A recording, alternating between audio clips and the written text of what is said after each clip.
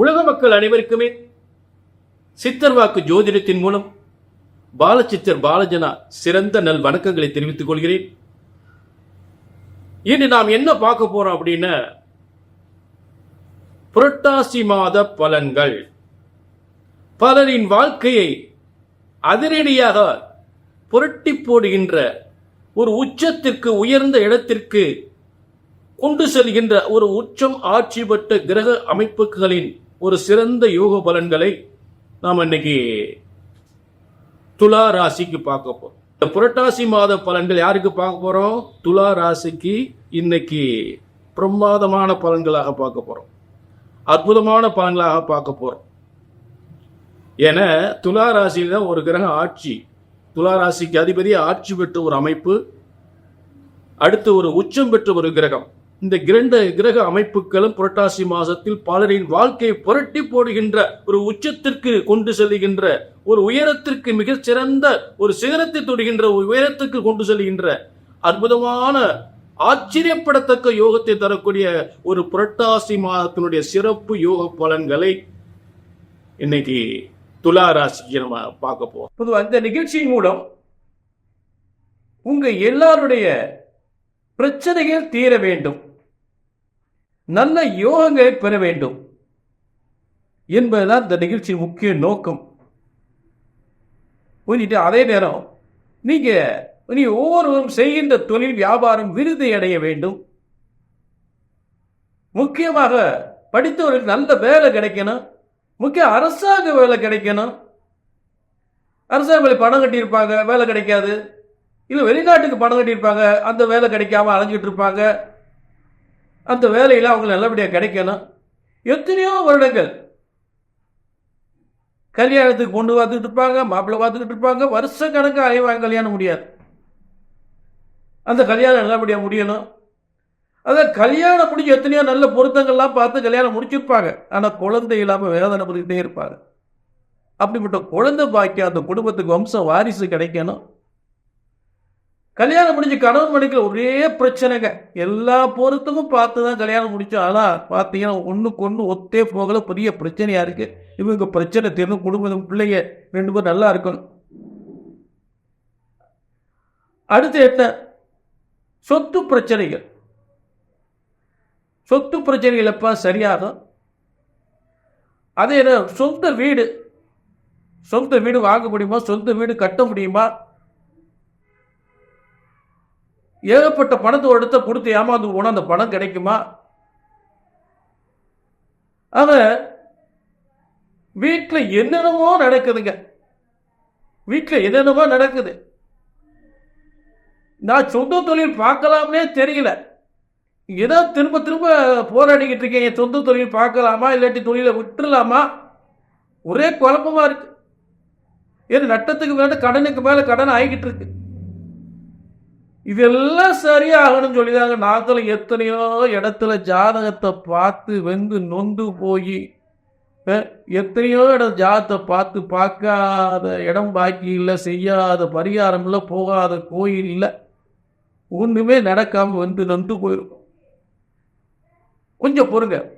இப்படி வேதனைப்படக்கூடிய உங்களுக்கு தான் இந்த விளக்கம் உறுதியான உத்தரவாதம் இந்த நிகழ்ச்சியின் மூலம். முதல்ல நீங்க தெரிந்து கொள்ள வேண்டிய விஷயம், ஜோதிட சாஸ்திரம் ஒருபோதும் தப்புவதில்லை, தவறுவதில்லை. ஏன்னா இறைவன் போட்ட விதி. பிரம்ம வேதத்தில் ஜோதிட சாஸ்திரம் உருவாக்கப்பட்டிருக்கிறது பிரம்மனால். அது இறைவனால் படைக்கப்பட்ட ஜோதிட சாஸ்திரம் ஒருபோதும் தப்புவதில்லை. ஒரு ஜோதிடத்தின் பலன் சொன்னது நடக்கவில்லை என்றால் ஒன்று உங்கள் ஜாதகம் தவறாக இருக்க வேண்டும், இல்லை என்றால் ஜோதிடர் நான் தவறாக இருக்க வேண்டும். இதுதான் உண்மை.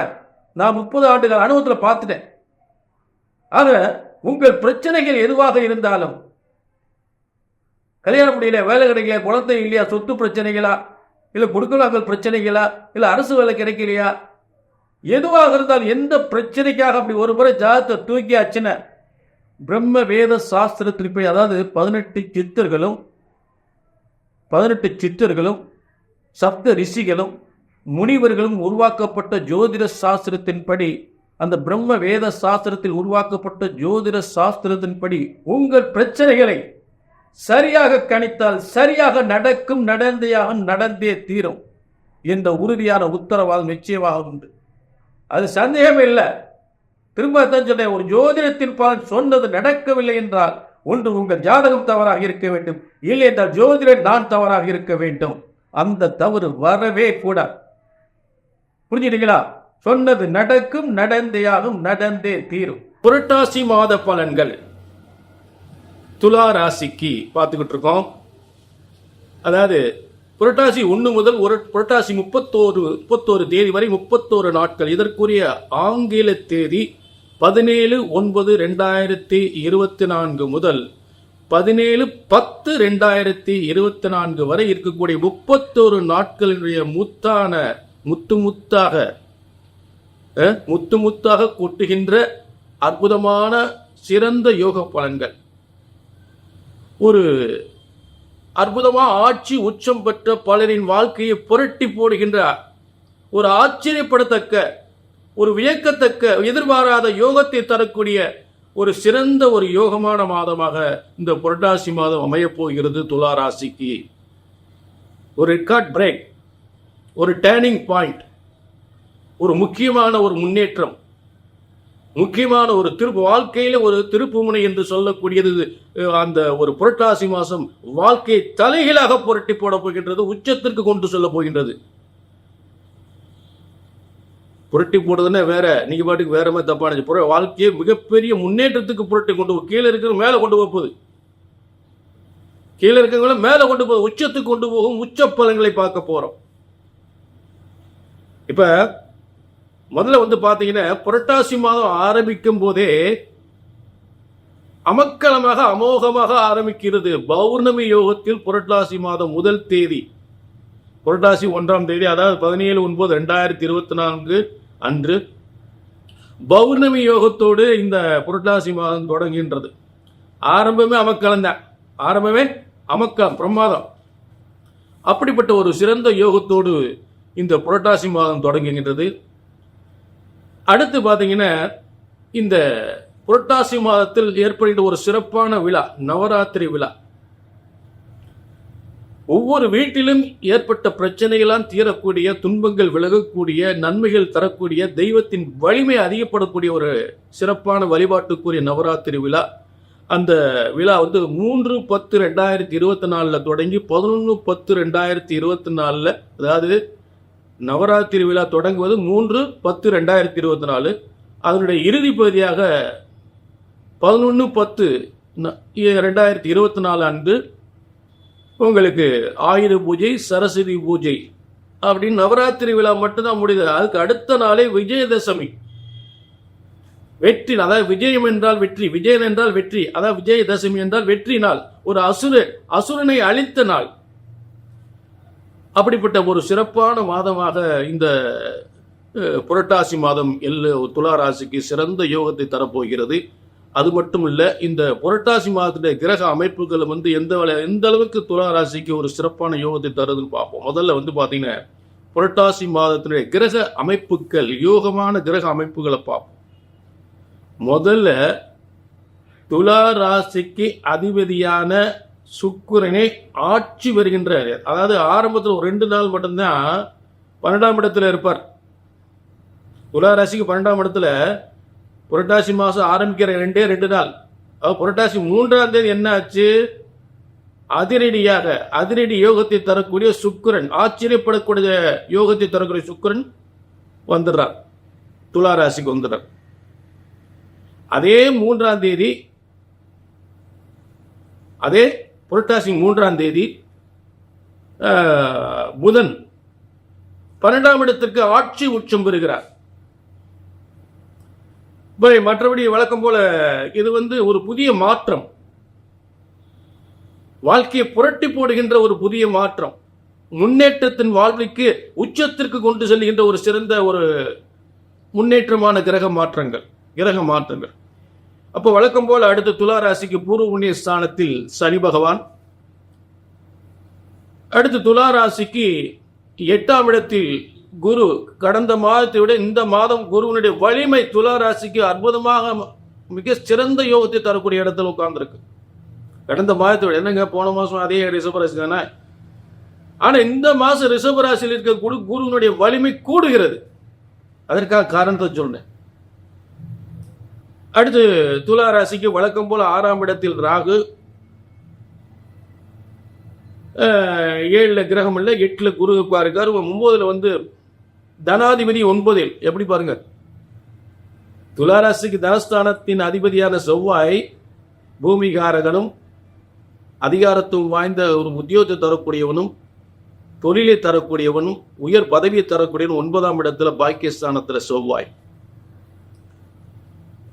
அடுத்து 12ஆம் இடத்தில் புதன் ஆட்சி வருகின்ற ஒரு யோகம், ஒரு மிகப்பெரிய 12ஆம் இடத்துல ஒரு ஆட்சி பெற்ற மிகப்பெரிய ராஜயோகம். 12ஆம் இடத்துல பாவிகளும் மோசமான கிரகங்களும் 12ஆம் இடத்துல உட்கார்ந்தா மனுஷன் அவ்வளவுதான் கடனாளி ஆகி ஒண்ணுமில்லாம ஆயிடும். ஆனா ஒரு ஆட்சி பெற்ற கிரகம் இருக்கும் பொழுது சொத்துக்கள் சேரும், வருமானங்கள் அதிகப்படும். அப்ப மேலும் துலா ராசிக்கு லாபாதிபதியும் 12ல் உட்கார்ந்துறாரு. லாபாதிபதியும் புதனாகப்பட்டவன் 12ஆம் அதிபதியே 12ல் ஆட்சி பெறுகின்ற நிலை. புரிஞ்சுட்டீங்களா? எப்படிப்பட்ட சிறப்பான ஒரு அமைப்பு பார்த்தீங்களா? 12ஆம் இடத்திலே ஆட்சி பெற்ற புத கன்னிராசிக்கு அதிபதி, கன்னிராசியில் ஆட்சி பெற்ற ஒரு அமைப்பு. ஆட்சி மட்டுமல்ல, உச்சம் அந்த இடம் தான். கன்னிராசியில புதன் உச்சம் பெற்ற இடமும் அதே இடம் தான், ஆட்சி பெறுகின்ற இடமும் அதே இடம் தான். மற்றபடி இன்னொன்று இருக்கு, மூலத்திரியனும் அதுக்கு அதே இடம் தான். இப்படிப்பட்ட சிறப்பு அமைப்புகளோடு துலா ராசிக்கு 12ஆம் இடத்தில் கனவெல்லாம் நனவாகக்கூடிய இடத்தில். அப்ப முதல்ல பாத்தீங்கன்னா துலா ராசிக்கு அதிபதியான சுக்கிரனே துலா ராசியில் ஆட்சி பெற்றிருக்கின்ற இந்த புரட்டாசி மாதம் நிச்சயமாக ஒரு துலா ராசிக்காரரின் வாழ்க்கையை புரட்டி போடுகின்ற உச்சத்திற்கு கொண்டு செல்லக்கூடியது. உயர்ந்த பதவி, மிகப்பெரிய செல்வ யோகங்கள், மிகப்பெரிய திருமண யோகங்கள், மிகப்பெரிய பதவி யோகங்கள், செய்கின்ற தொழில் வியாபாரத்தில் மிகப்பெரிய முன்னேற்றங்கள், காசு பணங்கள் கொட்டக்கூடிய யோகமாக அமைகிறது. அரசியல் சார்ந்தவருக்கு அரசியலில் மிகப்பெரிய முன்னேற்றங்கள். அதாவது எந்த தொழில், ஆடை ஆபரணம், அழகு சாதனங்கள், ரியல் எஸ்டேட் தொழில்கள், அதே வழக்கறிஞர் சம்பந்தப்பட்டது, இதெல்லாம் ஒரு சிறந்த யோகத்தை தரக்கூடிய உயர்ந்த இடத்திற்கு கொண்டு செல்லக்கூடிய ஒரு முன்னேற்றமான காலம். நல்ல திருமண யோகத்தில் பொன் பொருள் செல்வங்களோடு திருமண யோகத்தில் தரக்கூடிய ஒரு சுக்கிரன். அதே நேரம் லட்சக்கணக்கு கோடிக்கணக்கு சம்பாதிக்கக்கூடிய யோகத்தை தரக்கூடியவன் அதே சுக்கிரன். அதாவது மற்ற கிரகங்களை விட ஒரு சுக்கிரன் வலிமை அடைந்து விட்டால் எதிர்பாராத செல்வத்தை தரக்கூடிய ஒரு சிறந்த யோகத்தை தந்து விடுவார். செய்கின்ற தொழில் வியாபாரத்தில் மிகப்பெரிய ஒரு முன்னேற்றத்தை, வருமானத்தை அதிகப்படுத்தக்கூடிய முன்னேற்றத்தை கொடுத்து விடுவார் அந்த சுக்கிரன். உத்தியோகம் பதவியில் இருக்கக்கூடியவர்களுக்கு மிகப்பெரிய ஒரு முன்னேற்றத்தை ஏற்படுத்தும். பெயரும் புகழோடு, பதவி உயர்வோடு, வருமானம் அதிகப்படக்கூடிய ஒரு சிறந்த யோகமான காலமாக இந்த துலா ராசிக்கு ஏற்படும். துலா ராசிக்காரர் நிறைய பேர் கான்ட்ராக்ட் பணிகள், நிறைய அரசினுடைய கான்ட்ராக்ட் பணிகளோ தனியார் கான்ட்ராக்டோ நிறைய எடுத்து செய்வாங்க. அவங்களுக்கெல்லாம் பார்த்தே காசு பணம் கொட்டும். புரிஞ்சுட்டீங்களா?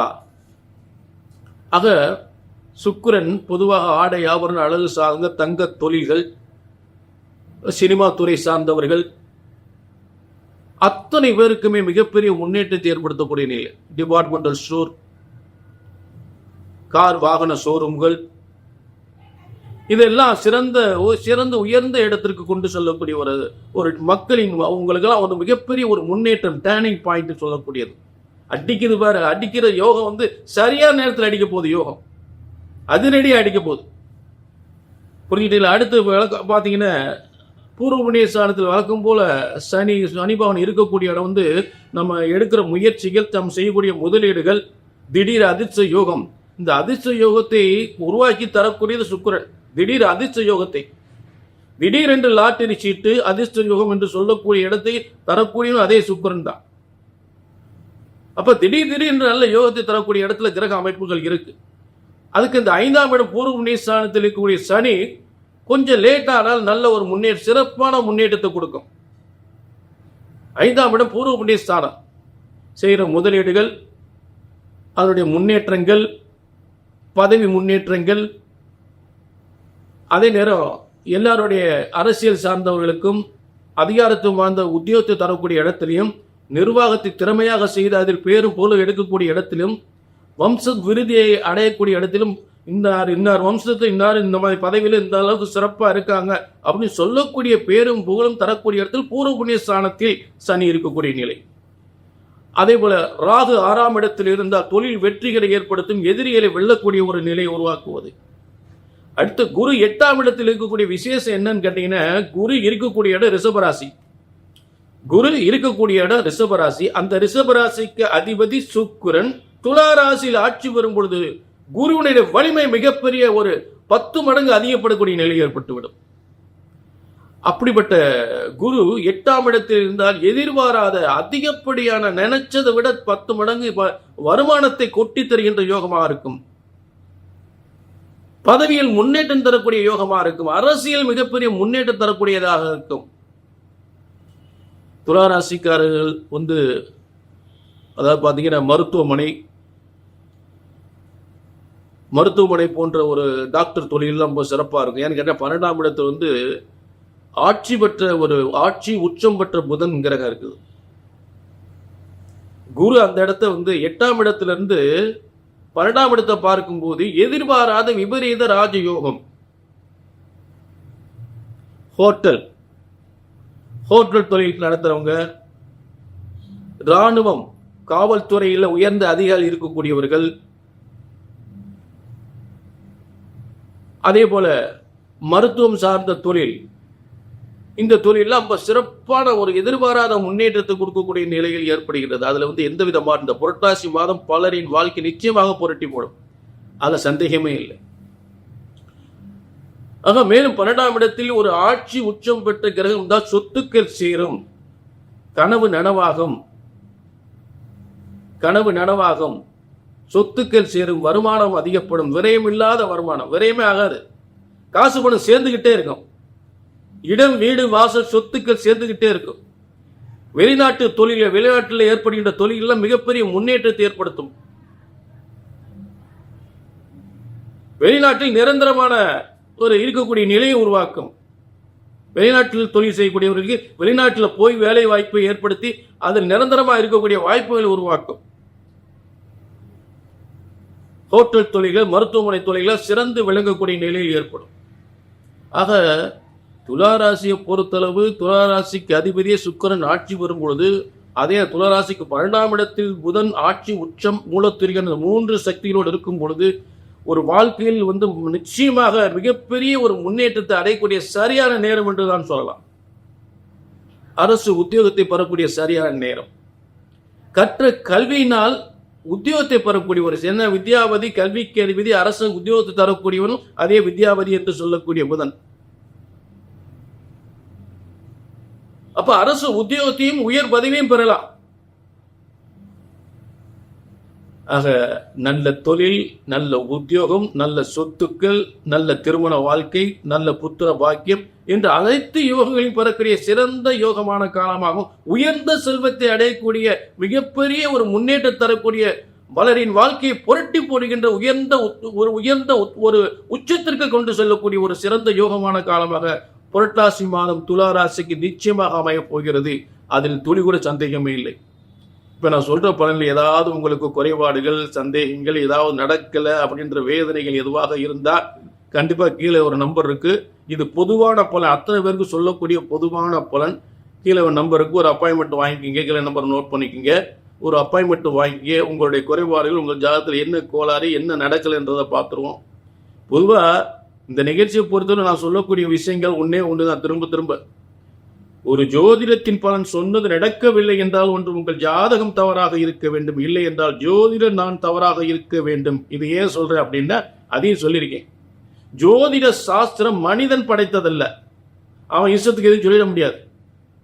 இறைவன் பிரம்மன் பிறப்பு முதல் இறப்பு வரை உங்களுடைய வாழ்க்கையை பிரம்மனால் எழுதப்பட்ட தலையெழுத்து. பிரம்ம வேத சாஸ்திரத்தில் எழுதப்பட்டதான் ஜோதிட சாஸ்திரம். மனிதன் படைத்ததல்ல. ஆக இறைவன் படைத்த ஜோதிட சாஸ்திரம் ஒருபோதும் தப்புவதில்லை, தவறுவதில்லை. புரிஞ்சுட்டீங்களா? ஆக திரும்ப அர்த்தம், ஜோதிடத்தின் பலன் சொன்னது நடக்கல அப்படின்னா ஒண்ணு உங்க ஜாதகம் தப்பா இருக்கும், இல்லாட்டி நான் தப்பா இருக்கணும். இதுதான் இந்த 30 ஆண்டு கால அனுபவத்தில் பார்த்துட்டு என்னை பொறுத்தல இங்க என்னை தேடி யார் வந்தாலும் கண்டிப்பாக அவங்க வாழ்க்கை அது நடக்கல எது நடக்கலன்னு சொல்லக்கூடாது. எங்கெங்கயோ அலைஞ்சு திரிஞ்சு பார்த்தா, வேதனைப்பட்டு பார்த்தா, அங்க நடக்கல இங்க நடக்கல, கடைசியில போய் பார்த்தா நடந்துச்சுன்னு சொல்லக்கூடியதா இருக்கணும். இங்கேயும் வந்து நடக்கலன்ற வார்த்தையை வந்துடக்கூடாது. புரிஞ்சுட்டீங்களா? ஆக உங்க எல்லாருக்கும் இந்த நிகழ்ச்சி நல்ல நடக்க வேண்டும். உங்க ஒவ்வொரு வாழ்க்கையும் சிறந்து உயர்ந்து விளங்க வேண்டும். வாழ்க வளமுடன். மீண்டும் ஒரு நல்ல நிகழ்ச்சியில் நல்ல சந்தர்ப்பத்தில் உங்கள் சந்திக்கும் வரை உங்களிடம் இருந்து விடைபெறுகிறேன். நன்றி, வணக்கம்.